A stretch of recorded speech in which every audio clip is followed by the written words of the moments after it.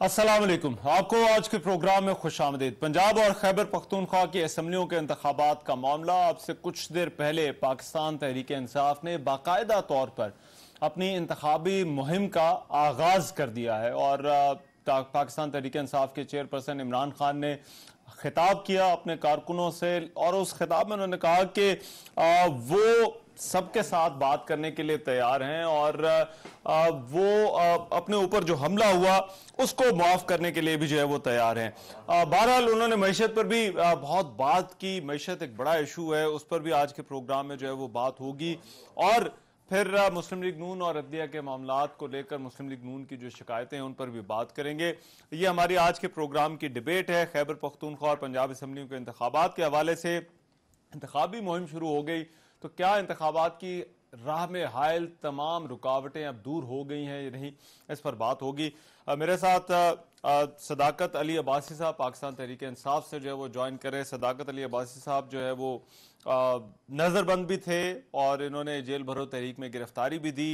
आज इस्लामाबाद में हमारे साथ जो है वो स्टूडियोज में मेरे साथ मौजूद हैं, ज्वाइन करें। बहुत शुक्रिया सदाकत अली अब्बासी साहब। सेनेटर मौला बख्श चांडवी साहब पाकिस्तान पीपल्स पार्टी से, वो इस वक्त वो भी जो है वो हमें जो है वो ज्वाइन करें। मौला बख्श चांडवी साहब सीनियर रहनुमा है। बहुत शुक्रिया मौला बख्श चांडवी साहब, दोनों से बात होगी। पहले मैं सदाकत अली अब्बासी साहब आपसे जरा इस गुफ्तगू का, इस बहस का आगाज कर लेता हूँ। खास साहब ने जो बातें की हैं और फिर इंतखाबात में जो रुकावटें हैं उस पर तो बाद में जाएंगे, लेकिन तहरीक इंसाफ की तरफ से बड़ा गिला होता रहा है कि आप लोगों के साथ नारवा सलूक जो है वो रखा गया आपकी गिरफ्तारी के दौरान। तो क्या आप किस हाल में थे? रहमान साहब बहुत शुक्रिया। देखिए, एक सियासी कारकुन जो है वो एहतजाज करता है, उसके मुख्तलिफ तरीके होते हैं। वो प्रोटेस्ट करता है, वो सड़क बंद करता है, वो कोई लॉकडाउन कर सकता है, कोई सिविल डिसोबीडियंस कर सकता है। सबसे कमजोर और सबसे बेजरर एहतजाज वो होता है जब बंदा अपने आप को कानून के हवाले करके अपने आप को जेल में बंद कर दे और वो किसी बड़े नजरिए की खातिर मुल्क में आइन क्योंकि मुअत्तल हुआ था और इलेक्शन हमें लगा था कि 90 डेज के लिए नहीं है, हम उसके लिए गए थे। लेकिन इस हुकूमत ने एक मौका जान के हमें, यानी जो हमारी हद तक हो सकती थी, जो हमें तकलीफ दी जा सकती थी, एक बड़े से बड़े हार्डन क्रिमिनल को, यानी एक पेशावर मुजरिम जो होता है, दहशतगर्द, उस तरह का हमें ट्रीट किया गया। पहले तो हमें उन बसों में बिठा दिया गया और 4-4 घंटे बसें लॉक करके हमें बस में बिठाया गया। आप उसके बाद अडयाला ले गए, वहां पे रात को हमें 3 बजे उठा के तो हमें खुली गाड़ी में, खुली, और हमारे पास कपड़े भी नहीं थे, सर्दी में हमें मोटरवे पे ले गए सरगोदा।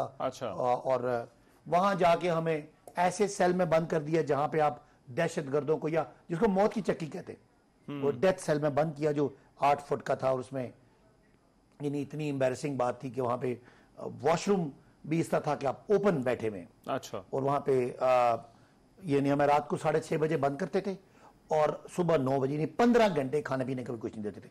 कोई अखबार, किसी किस्म की कोई इंफॉर्मेशन बाहर की, हम सियासी लोग थे, बाहर क्या हो रहा है, हमारी तहरीक क्या चल रही है वो, और ये नहीं कि आप समझे कि हम तो समझते थे कि हमने अपने आप को कानून के हवाले किया और इन्होंने हमें डाकुओं की तरह, यानी दहशतगर्दों की तरह हमें पूरी तरह इस बात की सजा दी कि कोई आदमी भी दोबारा जेल में ना आए। लेकिन बहरहाल अब वो मुनासिब नहीं है बात करना, हम तो बाई चॉइस गए थे और आज ही हम सुबह हमें उन्होंने छोड़ा जब हमारी तहरीक कामयाब हो गई। जब अभी आपको लगता है कि इंतखाबात जो है वो हो जाएंगे, तमाम रुकावटें दूर हो गई हैं? खान साहब ने तो कहा है अब वो 2 हफ्तों में टिकट्स का भी फैसला कर लेंगे और सारी टिकट्स अब खुद डिसाइड करेंगे। रहमान, आप मुझसे ज्यादा कानून को समझते हैं। एक तो था आइन जिसने कहा था 90 डेज, उस आइन के बाद सुप्रीम कोर्ट का सो मोटो और सुप्रीम कोर्ट का कह देना कि 90 दिन के अंदर इलेक्शन कराएं। उसके बाद उनके कहने के बाद सदर का और इलेक्शन कमीशन का ज्वाइंट करके डेट दे देना।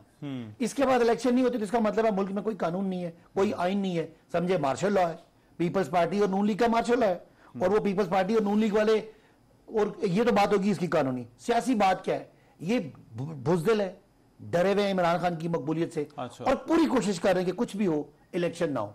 ये अपने आप, मैं तो कहता हूं ये जमहूरियत के नाम पे एक बदनामी है कि पीपल्स पार्टी और नून लीग इमरान खान की सियासी मकबूलियत से खौफ से दुनिया में हर हरकत करना चाहते हैं, ठीक, लेकिन इलेक्शन नहीं करना चाहते। मैं जरा चांडियो साहब से, ये जेल भरो तहरीक वाला मामला भी है, लेकिन ये इंतखाबात वाला, सेनेटर साहब, आपको लगता है अब तारीखों का ऐलान हो गया तो ये समझा जाए कि जो भी रुकावटें थीं इंतखाबात की राह में वो अब दूर हो गई हैं और अब इंतखाबात हो जाएंगे?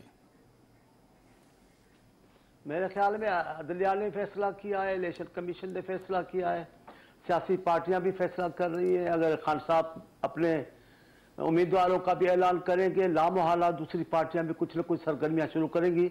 लेकिन मेरे दोस्त हैं, हम प्रोग्राम में शरीक होते हैं, और एक सियासतदान है सदाकत अब्बासी, उनका मैंने भी सुना है बयान। मैं उनके साथ यकजहती का इजहार करता हूँ। उन्होंने बड़े मजालिम बर्दाश्त किए हैं, वो काली कोठरी में पड़े रहे हैं, उनके पाँव पैर कड़ियाँ लगी रही हैं, पाँव उनके जख्मी हो गए हैं पैर कड़ियों की वजह से। इनके लिए उनको कालीन बिछाने चाहिए थे जेल में। जेल में तो गए थे, कानून के हवाले तो किया था, इनके लिए कालीन बिछाने चाहिए थे, इनके लिए पानी छिड़काव किया जाता, खुशबू की बारिश करवाई जाती। जेल नहीं गए थे, ये शादी खाने गए थे।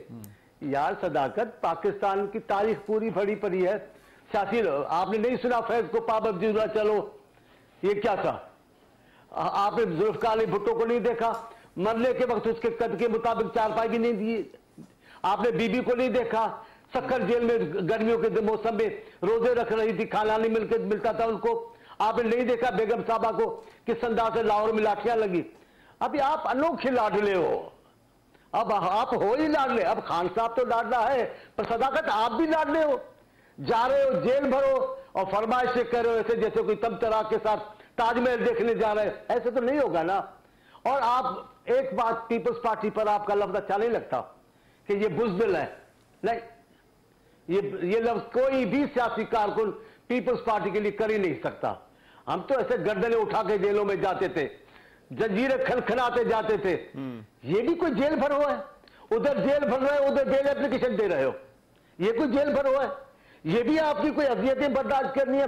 हमें जी वो रात को ले गए कपड़ों के बगैर। यार ये सब जो आते हो वहां कपड़ों के बगैर की शिकायतें क्यों करते हो? अच्छा की बात नहीं, ये सच्ची बात है। जो जाता है वो सीखता है। हमारे साथ इंसानियत सो सलूक हुआ, क्या होता है आपके साथ? सारी दुनिया जेल जाती है, रोते रोते जाते हो। आपके लीडर बहादुर हैं, अफसोस की बात है।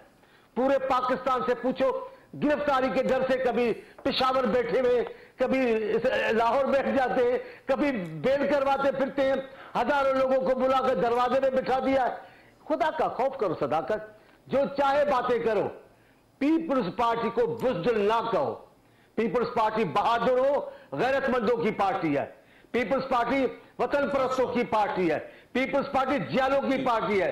पीपल्स पार्टी कोड़ों पे भी नारे मारती जाती है। आप मरे जाते हैं, जान निकली जा रही है। और भी हमें आपको पता है, आसिफ साहब की हमशीरा को आधी रात को आपकी हुकूमत पकड़कर कराची से लेकर जिला जेल चली गई। और वो कभी क्या आपको फरार होने वाले थे? वो पेशी पे खुद जा रहे थे। क्या चाहिए? आप क्या कह रहे हो? आपने आसिफ साहब की बेटी, बेनजीर साहबा की बेटी, इस मुल्क के मोहसिन की नवासी, उसको आपने किस अंदाज से बाप से मिलने नहीं दिया जेल में, हॉस्पिटल में, टिम्स में?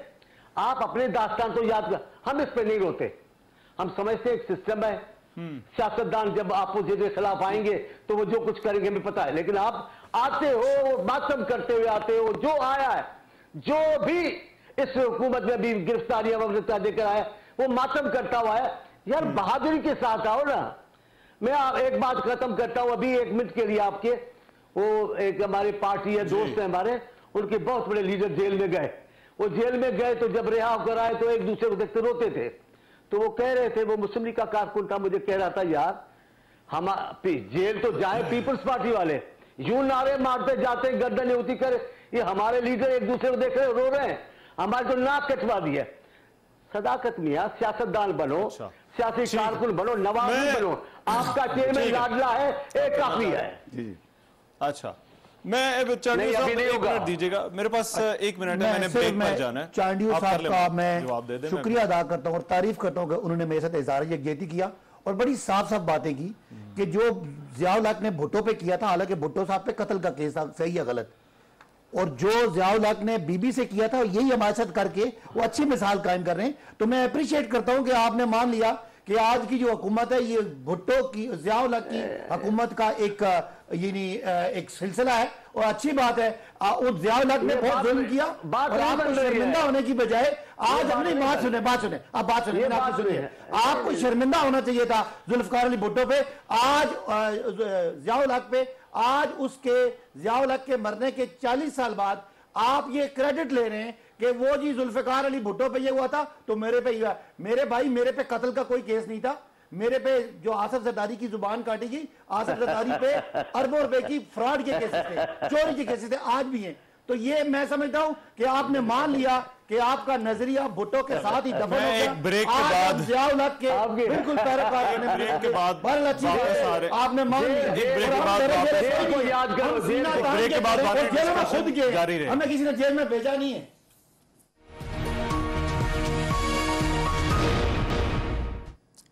ब्रेक के बाद प्रोग्राम में एक मरतबा फिर से खुशामदीद। जो इमरान खान साहब के खिताब की बात हो रही थी, मैं चाहता हूँ ज़रा उस पर, उन्होंने क्योंकि आज मईशत पे बड़ा फोकस किया, तो साबिक वज़ीर ख़जाना मिफ्ता इस्माइल साहब इस वक्त हमें डिस्कशन में ज्वाइन कर रहे हैं। ज़रा उनसे ज़रा मैं 2-3 नुकात है जिन पर बात करना चाहता हूँ। मिफ्ता इस्माइल साहब बहुत शुक्रिया। एक तो PTI बड़ा जोर दे रही है कि इस वक्त पॉलिटिकल स्टेबिलिटी की बहुत ज़रूरत है, ये जो हमारा मुआशी मामलात है उनको ठीक करने के लिए। आप इससे पहले मुझे पता है आपकी एक राय रही है, लेकिन मौजूदा हालात में क्या आपको लगता है कि अगर इलेक्शन हो जाए तो मुआशी इस्तेहकाम आ जाएगा और फिर मुआशी इस्तेहकाम भी आ जाएगा? तो मैं समझता हूं कि एक अलग प्रोसेस है इलेक्शंस का, वो अपने वक्त पे होने चाहिए। मुझे नहीं लगता कि मुआशी इस्तेहकाम आ जाएगा इलेक्शन से। ये मतलब आप आज अगर इमरान खान साहब हुकूमत में आ जाएंगे तो कैसे इस्तेहकाम आ जाएगा, मेरी समझ से बाहर है। और अगर इतना इस्तेहकाम आ जाता तो फिर इमरान खान साहब की जब हुकूमत थी तो वो फिर ऐसे क्यों मसाइल हो गए।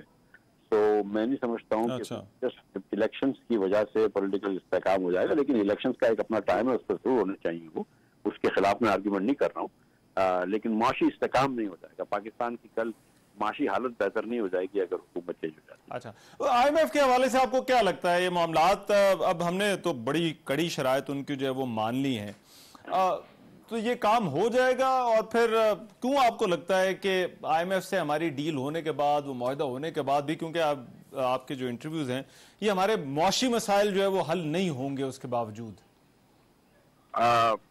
गुजारिश ये है कि IMF डील इंशाल्लाह हो जाएगी और उससे जो है वो हमारा इमिनेंट डिफॉल्ट का जो खतरा है वो खासा कम हो जाए। तो कोई ये कह रहा है कि हमारा डिफॉल्ट का खतरा हमेशा के लिए खत्म हो जाएगा इस IMF के मुआहदे से, तो ये बात ऑब्वियसली दुरुस्त नहीं है। हमको हर साल 20-20 अरब डॉलर देते हैं बाहर के ममालिक को, और ये पैसे हमारे पास हमको कल डालना पड़ेगा, तो ये IMF का जो मुआहदा खत्म होगा तो अगले मुआहदे में IMF के साथ जाना पड़ेगा। तो मतलब, और उसके बाद जब हम 3-4 बिलियन डॉलर्स की अगर आपके पास वो जाती है, रिजर्व रह जाते हैं सिर्फ, जो कि 15-17 दिन का इंपोर्ट है, और आपने इंपोर्ट पर रिस्ट्रिक्शंस लगाए हुए हैं, आपने बहुत सारे पैसे नहीं दिए हुए, तो ये कहना कि डिफॉल्ट का खतरा खत्म है, तो ये तो बचपने वाली बातें हैं ना। तो फैक्ट ऑफ द मैटर है कि पाकिस्तान का बॉन्ड जो है वो 50 पैसे में मिल रहा है 24 का, तो मार्केट एक्सपेक्ट कर रही है, मोदी ने आपको 2 मरतबा डाउनग्रेड किया है कि मार्केट एक्सपेक्ट कर रही है कि डिफॉल्ट का चांस है। तो IMF के मुआहदे से बिल्कुल खतरा कम होगा। और अच्छा। 1 साल बाद इंशाल्लाह बहुत कम हो जाएगा, लेकिन जीरो होने का चांस जीरो नहीं होगा। आपके पास कोई मौका था कि ये जो टर्म्स है रीनिगोशिएट कर सकते, क्योंकि ये बड़ी बहस चल रही है कि ये कमिटमेंट्स IMF के साथ ये जो हमें पूरी करनी पड़ी हैं ये कौन करके गया है, तो जब आपकी बात हुई थी तो क्या इस मुआहदे को रीनिगोशिएट या इन शराइत को रीनिगोशिएट किया जा सकता था या करने की कोशिश की गई? देखिए, एक एग्रीमेंट हफीज शेख साहब ने करा था, एग्रीमेंट को फिर शौकत तरीन ने 2 मरतबा तोड़ा। एक मरतबा एग्रीमेंट उन्होंने एग्रीमेंट किया तो बजट शौकत तरीन ने दिया, वो माहदे के मुताबिक नहीं था। फिर शौकत तरीन नवंबर में एक और एग्रीमेंट किया, वो एग्रीमेंट के जब फैक्ट्री में पैसे आए फिर उन्होंने वापस पेट्रोल सस्ता बेचना शुरू कर दिया। तो हमारे पास लीव कम था। जिन चीज़ों पे IMF का प्रोग्राम चल रहा था हमने 1 साल प्रोग्राम बढ़वाया, हमने पैसे की $1 बिलियन से कीमत बढ़वाई, लेकिन फिर हमने ये कहा कि चलो वो मिसाल के तौर पर क्या कहते कि 4 रुपए फी मंथ और 2% सेल्स टैक्स बढ़ाएंगे, हमने उसको 5 रुपए फी मंथ कर दिया, लेकिन सेल्स टैक्स उससे नहीं डाला। तो थोड़ा बहुत 19-20 हमने भी चेंज किया, लेकिन बहुत ज्यादा गुंजाइश नहीं होती है। और अगर आप नया प्रोग्राम भी जाएंगे तो तकरीबन यही बातें होंगी जो अभी हैं। अच्छा, और आपको अभी भी लगता है ये जो हमारी करेंसी के साथ जो कुछ हो रहा है कि डॉलर को फ्री फ्लोट ही रखना चाहिए और मार्केट के रेट पर ही छोड़ना चाहिए?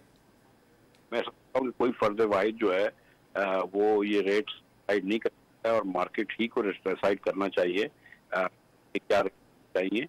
अगर हम मार्केट से अपने आप को अलग कर लेंगे तो फिर आपने देखा कि जब हमने कोशिश की रोकने की तो अभी हाल में तो मिसाल के तौर पर रेमिटेंस कम हो गई $500 मिलियन से, हमारी एक्सपोर्ट कम हो गई और बिलियन डॉलर का नुकसान होने लगा। तो आपके 2-2.5 बिलियन पे आप आ गए, तो हमारे पास तो पैसे ही नहीं है कि हम रोक सकते हैं। सऊदी अरब या यूएई पैक कर सकता है अपने दरम को या रियाल को डॉलर से। पाकिस्तान के पास तो ना पैसे हैं, पहले एक जमाने में लोग कर्ज दे लेते थे, हमको भी नहीं देता। हमारे पास तो मराती नहीं है, वो कोई नहीं है कि जिसके तहत हम रोक।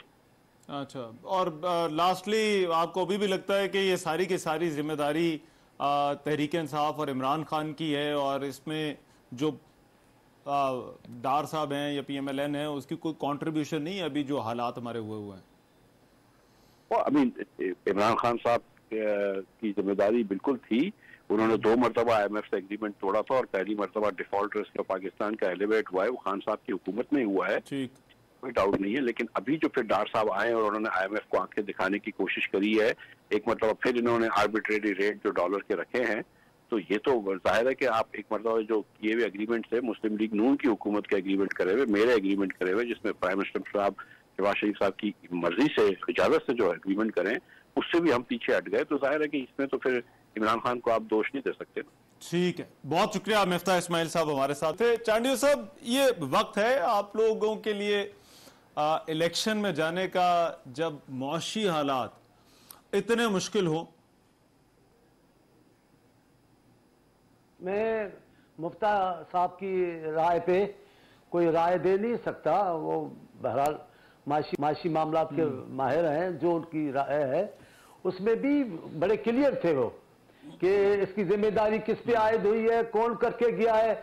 अभी की बात अलग उन्होंने की है, बाकी जो बहरान हम मुब्तला है जिसमें भुगत रहे वो खान साहब का कारनामा है, वो मुफ्ता साहब ने खुद बताया। लेकिन मैं उनकी राय पे नहीं रख सकता। मैं अभी इसी राय का हूं कि सियासी इस्तेहकाम मुआशी इस्तेहकाम ले आएगा। अगर सियासी तौर पर हम अफरा तफरी का, मेरा अपना राय है क्योंकि मैं सियासी कारकुन हूं, मैं मुआशी माहिर नहीं हूं। अगर सियासी तौर पर यह अफरा तफरी रहेगी तो मुआशी तरफ बेहतर नहीं हो सकेंगे। जिन जिन मुल्कों में इनकलाबात आए, बेचैनियां बढ़ी, कई मामला हुए, लेकिन जब उन्होंने सियासी इस्तेहकाम हासिल कर लिया तो वो मुआशी तौर पर भी अपनी पॉलिसियों को मुस्तहकम कर सके। अफरा तफरी वाली हुकूमत, अफरा तफरी वाली सरकार और मुल्क क्या सियासी अपने मुआशी प्रोग्राम को मुस्तहकम कर सकेंगे? जहां आप देखें जिस किस्म के हालात है, इस हुकूमत को जो अपोजिशन मिली है, जेल जा रहे हैं, रोते हुए आ रहे हैं, जो आ रहा है चीखता आ रहा है।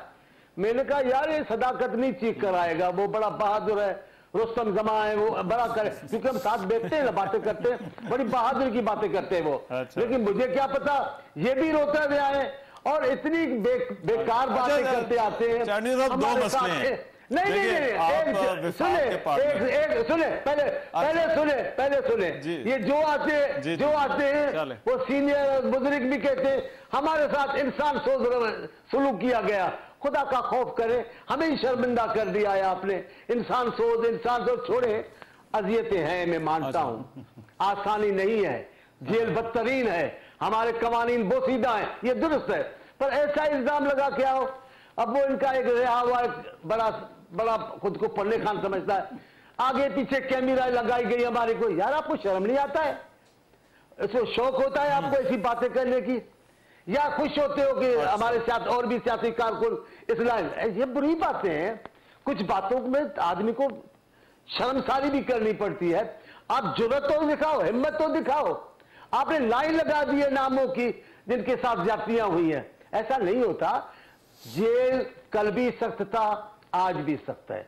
जेल के कवानीन कल भी बोसीदा थे, आज भी बोसीदा है। हमारा मुल्क तरक्की याफ्ता मुल्क नहीं है, वो इस्लाहात नहीं कर सका जो दुनिया के मुल्कों में है। ये इंतखाबात के हवाले से और फिर मईशत के हवाले से सवाल आते हैं। जरा एक ब्रेक के बाद सदाकत अली अब्बासी से पूछते हैं।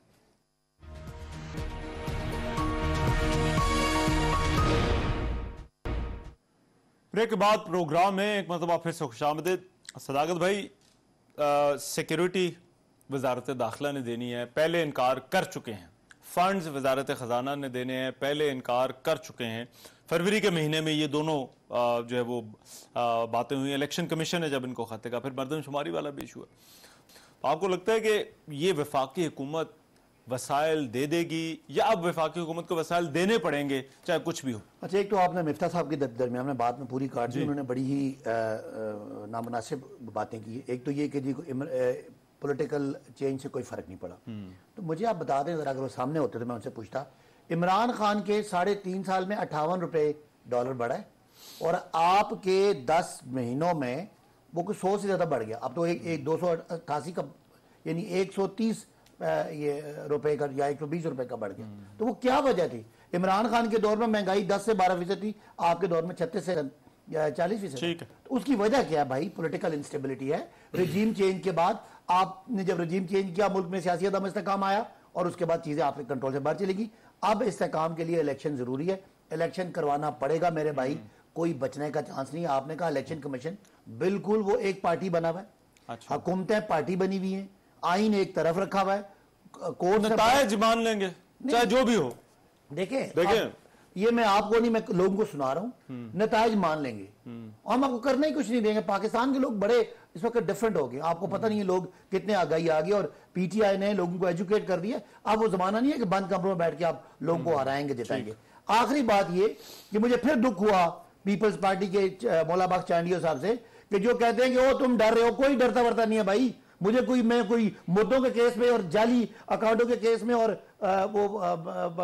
सरे बैंक के लूटने के केस में नहीं गया हूं। मैं मुल्क की जमहूरियत के लिए गया हूं। भुट्टो पे भी कत्ल का केस था और वो हम उसको बुरा समझते हैं कि ज़ियाउल हक ने बुरा किया। ये तो काबिल शर्म बात है कि आप सियासी कारकुनों को पकड़े और आपके हम उनको नंगा करते हैं, बड़ा अच्छा करते हैं। ये तो बड़ी अच्छी बात है।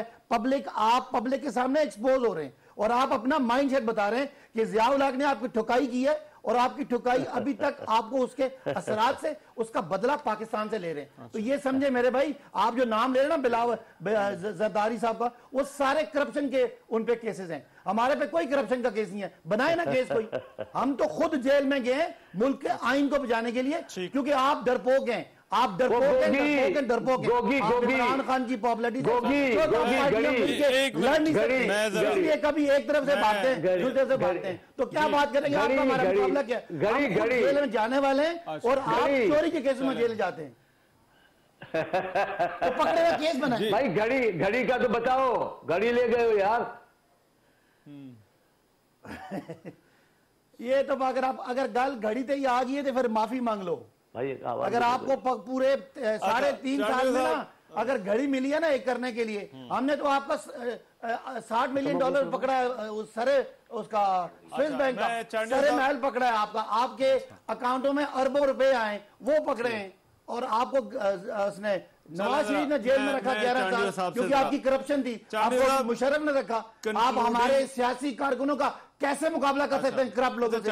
ये मुआवजा ही ठीक नहीं है। लाइन ड्रॉप हो गई चांडिया साहब की तरह, मैं वापस लेता हूं। लेकिन मुझे एक चीज बताइए, इंतखाबात के हवाले से जो बात हो रही है, मैं इलेक्शन कमीशन के होते हुए आपको ये इंतखाबी नतायज कबूल होंगे या नहीं? देखिए, मैं कहता हूं अगर इलेक्शन कमीशन कोई उसके दिल में या किसी उस हैंडलर के दिल में कोई बेईमानी करने का इरादा है तो ये पाकिस्तान आज बर्दाश्त नहीं कर सकता। पाकिस्तान के हालात इतने खराब हैं कि ये घरों से नहीं निकल सकेंगे। जो लोग जिस तरह इमरान खान के साथ खड़े हैं, ये अब कोई भूल होगी किसी की कि इलेक्शन में नहीं। मेरा ख्याल है हम रिजल्ट मान लेंगे और हम मनवा भी लेंगे। अच्छा, लोग मनवा। चांडिया साहब साथ हैं, आवाज आ रही है?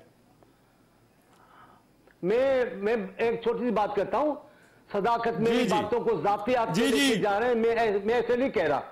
मैं कह रहा हूं कानून जो इस मुल्क में चला आ रहा है वो जालमाना है, उसमें आपको भी तकलीफ आ रही है, हमें भी आई है। मैं ये कह रहा हूं, मैं आपकी तकलीफ पे खुश नहीं हो रहा हूं, पहली बात। दूसरी बात, आप जो कहते हो ईमानदार ईमानदार, अब तो गोगी आपके साथ है, आप कब ईमानदार रह गए? अभी आप पर तो चोरी का केस चला है, उसमें आपने सजा खाई है। अभी आपने घड़ियां चोरी है, अंगूठियां उठाई हैं। आप काहे के ईमानदार है यार? छोड़ो ईमानदारी ईमानदारी, सियासत करें, इंसान से कोताहियां गलतियां हुई हैं। आप अपने आप को फरिश्ता साबित करने पे तुले हुए हो, पाकिस्तान के लोग आपको फरिश्ता नहीं मानते। उस आदमी को कैसा फरिश्ता मानेंगे जो अपनी बेटी का इकरार नहीं करता, जो बेटी को बेटी नहीं मानता? पाकिस्तान के लोगों के पास खुशबू लगा के इलेक्शन में आए ना, क्या कर रहे हो यार? अभी आप खामोश हो जाए ना, अभी आप खामोश हो जाए, सब्र भी करें। न लामा साबरीन, बेचैन ना हो ना। मैं आपके बीच में नहीं बोलता, मैं आपका एहतराम करता हूं, आप बीच में बोले जा रहे हैं। आप अपनी बेटी को बेटी नहीं मानते। आपने बादशाहों के, शहनशाहों के, मुमलकत के तोहफे बेच दिए तोशाखाने से, आपको सजाएं हुई हैं, आप फिर भी ईमान डाल रहे हैं, फिर भी दूसरों को बोल रहे हैं। और हैरत की बात है, जो मुल्क का वजीर आज़म है वो कहता है डिफॉल्ट हो जाएगा पाकिस्तान। या आप मोबे वतन हो, या आप जानबूझ के ऐसा माहौल बना रहे हो कि डिफॉल्ट हो जाएंगे, डिफॉल्ट हो जाएंगे, जी श्रीलंका हो जाएंगे। मेरे पास टाइम खत्म हो गया है, बहुत शुक्रिया। राइट, बहुत शुक्रिया सदाकत अली अब्बासी साहब, आपका बहुत शुक्रिया। आज के प्रोग्राम से इतना, इजाजत दीजिए, अल्लाह ने के बाद।